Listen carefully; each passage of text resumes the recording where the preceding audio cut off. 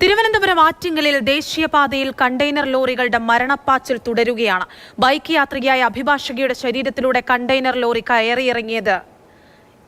കയറിയിറങ്ങി. മരണപ്പെട്ടത് കൊല്ലം കാട്ടറ സ്വദേശിനി കൃപാമുകുന്ദൻ. ബൈക്ക് ഓടിച്ചിരുന്ന ഭർത്താവ് അഖിൽജിത്ത് അത്യാസന്ന നിലയിൽ മെഡിക്കൽ കോളേജ് ആശുപത്രിയിലാണ്.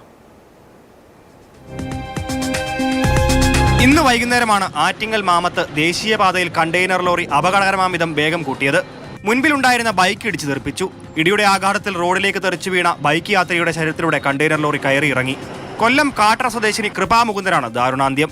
ബൈക്ക് ഓടിച്ചിരുന്ന ഭർത്താവ് കൊല്ലം പൂയപ്പള്ളി സ്വദേശി അഖിൽജിത്തിനെ അത്യാസന്ന നിലയിൽ തിരുവനന്തപുരം മെഡിക്കൽ കോളേജ് ആശുപത്രിയിൽ പ്രവേശിപ്പിച്ചു. ഉടനെ ഞങ്ങളെല്ലാവരും കൂടെ ഓടി വന്നു. പക്ഷെ പറഞ്ഞിട്ട് കാര്യമില്ല. ദേശീയപാതയിൽ രാവിലെയും വൈകുന്നേരവും ഹെവി വാഹനങ്ങൾക്ക് യാത്രാവിലക്ക് നിലനിൽക്കുമ്പോഴും മത്സരപ്പാച്ചിൽ പതിവാണ്. ഈ സൗണ്ട് കേട്ടാണ് ഞാൻ നോക്കിയത്. ഈ വണ്ടി ആ കൊച്ചിന്റെ ദേഹത്തൂടെ കയറി ഇറങ്ങുന്നതാണ് കണ്ടത്. കൊട്ടാരക്കര ബാർ അസോസിയേഷനിലെ അഭിഭാഷകയാണ് കൃപാമുകുന്ദൻ. ഇരുവരും ഇക്കഴിഞ്ഞ ഓഗസ്റ്റ് മാസമാണ് വിവാഹിതരായത്. മാതൃഭൂമി ന്യൂസ്, തിരുവനന്തപുരം.